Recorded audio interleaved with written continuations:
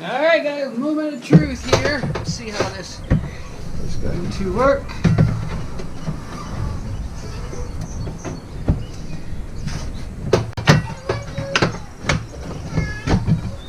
Just like a glove.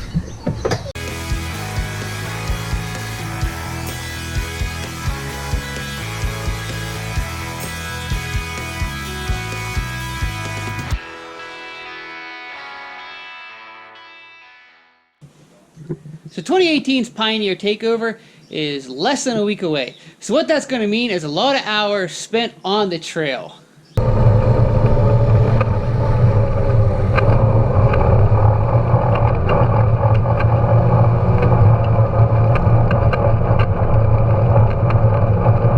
Now I'm taking both my Pioneers, but my wife and the kids are going to probably mostly be riding around in the 1005, where I'm going to be spending most of my time in the 500. Because this is really where my channel started, was with the few videos I put with my little 500, and it's still my favorite out of the two. Now since I'm going to be taking several days, probably Thursday, Friday, and Saturday, at least 3 days there with hours and hours upon hours worth of riding, I want to make sure that my 500 is as comfortable as can be. Now these bucket seats that are in it are not that bad. I mean, I could probably be fine with these all day and not have any complaints. However, I just happened to come across something that I want to add to the Pioneer that's going to make the takeover a lot more enjoyable for them hours upon hours worth of riding. So what that I come across is going to improve the comfort of my 500. Why, a set of factory takeoff bucket seats out of a Polaris RZR 1000. I managed to have the full seat here complete with the frames at the bottom. Now the nice thing with these is they pretty much kind of just fit right in. I'll show you. Now you guys can kind of see here that with the factory seats off, these RZR seats complete with the mounting bracket kind of sit right in place here. And even at this, with the mounting bracket, the seating position is not that bad. It does sit you up quite a bit higher, but as far as the comfort goes, it is much better. However, it kind of, with the bottom of these seats kind of being tilted to give you that more comfortable position, it does kind of put your feet and legs in an awkward angle. So that would be easy just to throw a couple bolts in through the bottom of this real quick to get by. I'm going to try to come up with something a little bit different here to make it more practical, more usable, a little more Pioneer 500 friendly.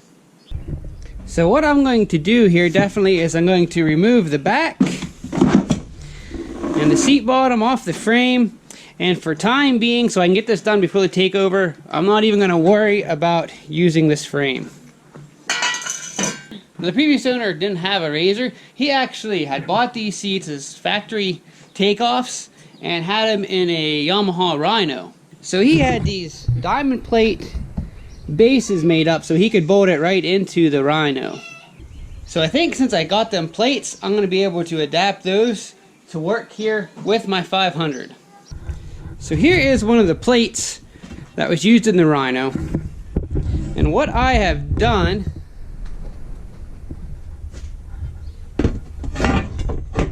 is cut this plate so it'll set in just like that. I just had to trim some stuff off, cut around this stuff here, and move this. So this hole that was in there from the Rhino was so close to lining up, but didn't quite, so I had to make another hole here for where the factory seat grommet goes down over this peg here to hold it in place.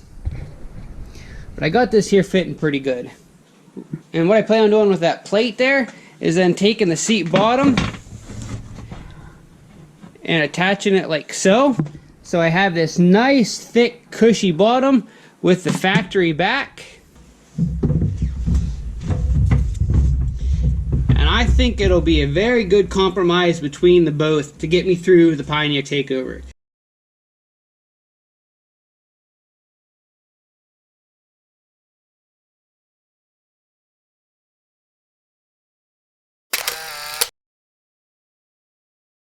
So attaching the base here to this plate isn't really a big deal. You know, there's just 4 bolts there I'll have to measure. I may actually end up cutting a whole groove out here, so I'll be able to have some adjustment to this front and back. But what I need to do before I worry about doing that is come up with a way to keep this plate in place.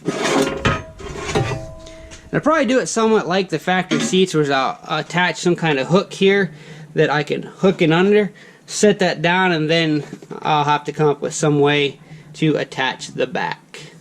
Alright guys, so I got the driver's side here all made up. As you can see, I got my aluminum diamond plate, base plate here, which I've attached to the bottom of the RZR seats too. And I'm still going to use my factory backrest for time being. Now I made this so that I have some adjustability front and back here in the seat so that I can fine tune it. And I've still made this completely removable. Alright, so now that I have somewhat of an idea of what I'm doing here to get the seat bottoms in, I'm going to go ahead and kind of take you through a quick step-by-step here. And the first thing I got to do, take this diamond plate base that was used in the Rhino, and I need to cut these tabs off.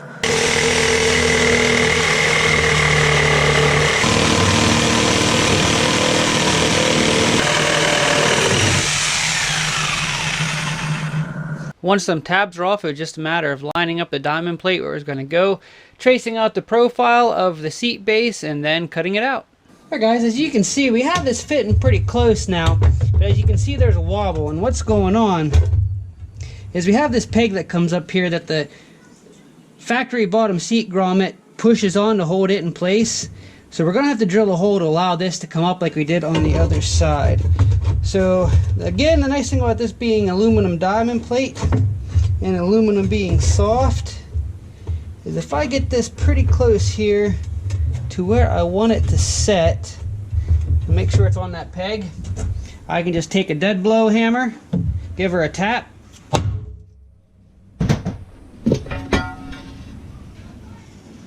and as you can see,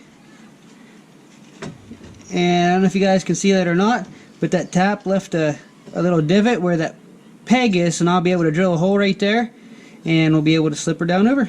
There's our hole. I can test fit it. That's a pretty good fit. I think I'm going to take just a little touch more out of that right there. Right there to there. And the rest looks good. Alright guys, we got a nice fit now. She sits nice and flat. She doesn't rock. So that's perfect. Now what I'm going to do is I got to figure out where to put my angle bracket like I did on that side on this side. Now unfortunately, unlike that side, I can't get up and underneath because we got the PCM here, the gas tanks there. So what I'm doing is when I'm going to set this here in place where it's going to be. I'm going to draw a line on here so I know where the front is, and then I'll just simply measure from here to here in 2 spots, and then I'll just measure back from here, and that'll give me my line of where to attach that. So I think what I want to do,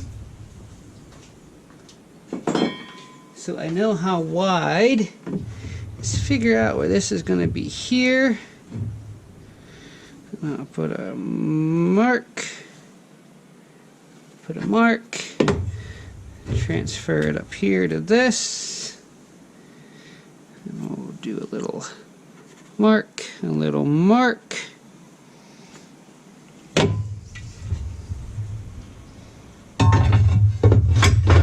this back down in place. Now I can mark here. And mark here, and then transfer that mark to the back side.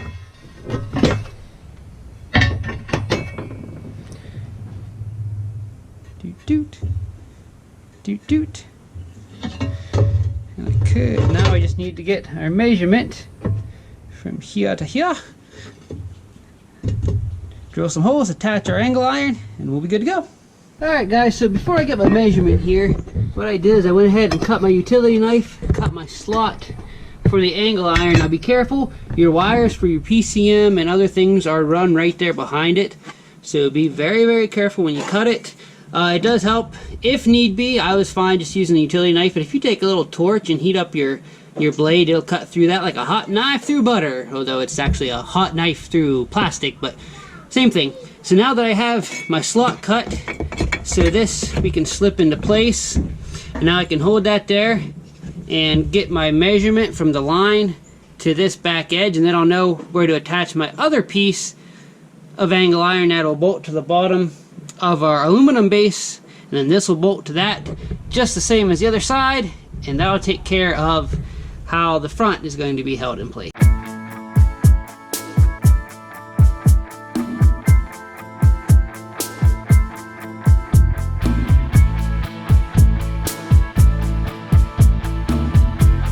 This is how this will go, guys. Just like that.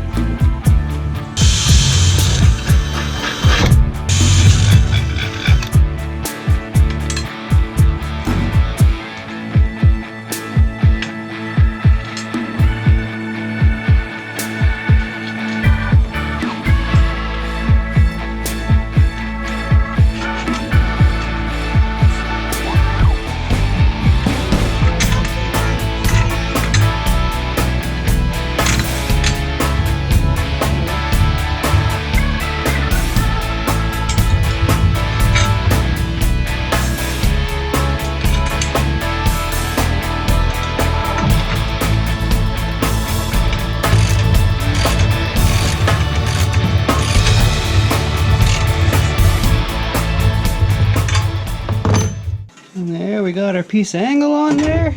Let's see if that shit lines up like a glove. Alright, now we got to figure out where we're going to put our seat. Mocked in place here. Now I did a statement marker and mark around the front of the places here where the bolts go in. Now I'll take this stuff back out and I'll use this as a reference to measure where the bolt holes go. And like I did with the other side, I won't just drill holes, I'll make it like a slot. So I have a little bit of an adjustment here to see I can move it forward or back slightly. Alright guys, so there is stage one complete. I got both seat bases in. And now it's going to be time to focus on getting the backs on. I think I'm going to pop these off because by the looks of it, I might need that room to recline them a little bit. I'm not sure yet.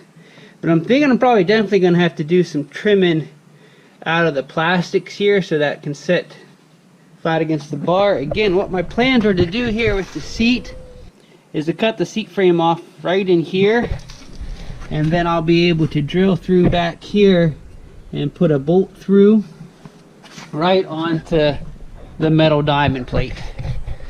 So that's my plan. Hopefully it's going to work how I want it to work, but we'll see.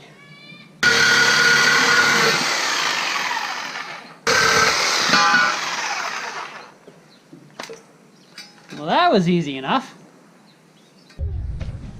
Alright guys, I got some bolts here, so now I'm going to drill some holes in this right here so I can put the bolts down through, and then I'll drill holes in the base plate to match, and that should have the base pretty much bolted up. And yes, my kiddos are out here playing, so you might get a little rigmarole from them, but that's all good and fun. And I got too many of my bits out here where I don't know where they go. So now you can just stare at my arm for a second. Alright, back to work.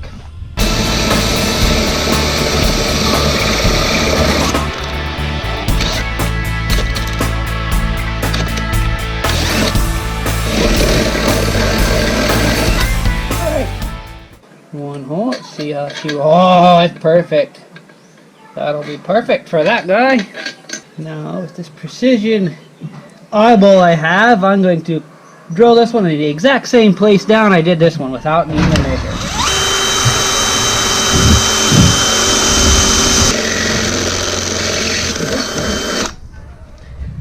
Now for you doubters out there, let's do my measure. Let's just go ahead and see how close I am. So there from the top of the hole, I'm at 1/2 inch. Oh, I am a 1/16 off. A 1/16 off, I tell you what. Actually, it's not even a 1/16. It'd be more like a 30 off. Alright, so for those of you doubting the accuracy of my eyeball, there is the one. We're right about 7/16 to the top of the hole. And here's this one. We are right at 7/16 to the top of the hole. All them years working construction kind of gave me a finite sense for measurement, I guess. I don't know.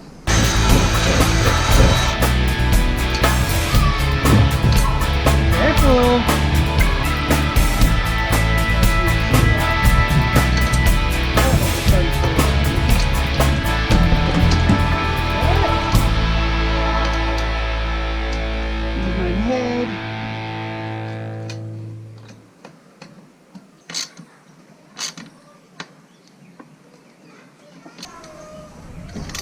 Alright guys, there's the back attached to the base plate. That's actually, with that one bolt, really secure. Let's go throw her into 500.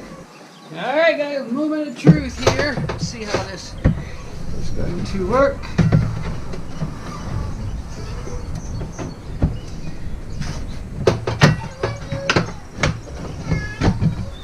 Just like a glove. Ooh, oh, that is nice. Alright guys, I'm going to go ahead and throw the back onto the base for this other seat here, and then I will check back in with you and we'll see if we can figure out something that attaches the back just to help hold it in. Alright guys, I think I came up with a way that will help secure these back so they're not so loose, especially for the side, like the passenger side when there's no one in there. We don't want to be hitting the bumps and have these things flopping around, and we want them good and secure in case the inevitable were to happen and we were to flip or roll or whatever. We want these seats good and secure to hold us in tight. Now my original plan was to get a bolt and like drill a hole in here and run a bolt or all thread through here with a wing nut. But on my way through the hardware to the bolt and nut section, I actually came across these guys here, and I noticed that this right here is about perfect to go in a little slot that's right in here. I don't know if you can see this before.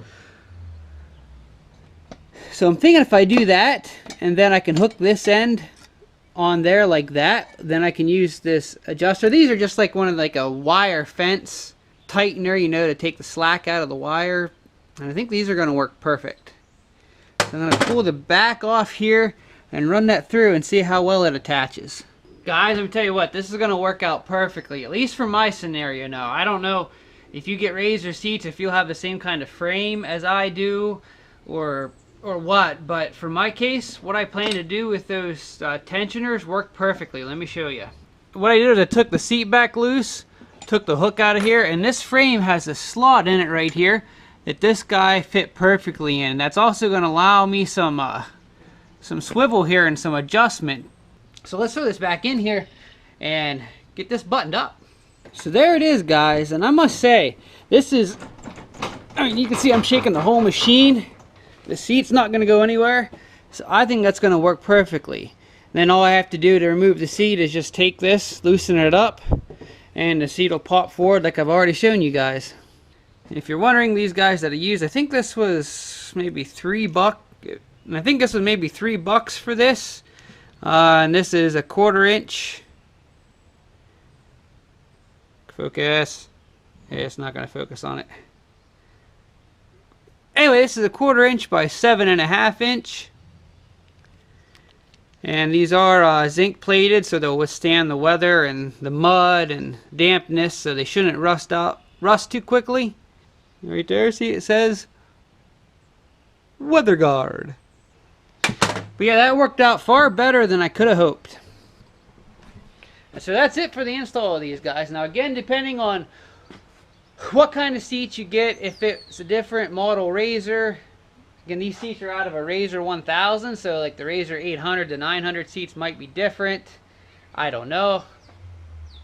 If you buy aftermarket seats from a company, obviously it's going to be different, and the frame's going to depend on what the seats are. So the install for the seats you have may not work out exactly like this if you want to do it this way, but you should be able to use this as a guideline to make any bucket seats work in your Pioneer 500. So if you guys own a Pioneer 500 and are looking for a way to just make the ride a little more comfortable, especially for longer rides, and let's say you don't have the money or don't want to spend that much money on a set of aftermarket shocks, then you might want to keep your eye out from the old local classifieds, or head over to your local Polaris dealer, see if they have any takeoff RZR bucket seats that you can throw into your 500. So I hope you found this little install useful if you're thinking about throwing in some bucket seats. If you guys have any questions on anything specific I did for these seats, or maybe your seats are a little bit different and you need some help installing it, you can contact me either through my website at AppalachianMountainRiders.com, or you can simply send me an email at AppalachianMountainRiders@gmail.com. Either way will work, and I'll do my best to answer any questions you may have. If you guys just want to say hello, then you can shoot me an email as well. I'm going to go break in these seats a little bit, get some trail miles behind me. So until next time, guys, keep on riding. Appalachian Mountain Riders is brought to you in part by the following. The Honda Side-by-Side Club. If you own a Honda Side-by-Side or are thinking about buying one, then you need to check out HondaSidebyside.com, because who knows the machines better than the owners that use them every day. Head on over to HondaSXS.com and sign up today. Walker Evans Racing, providing high-quality shocks and rims for a variety of UTVs. When the path requires more than just ordinary, head on over to WalkerEvansRacing.com. And by my gracious supporters on Patreon.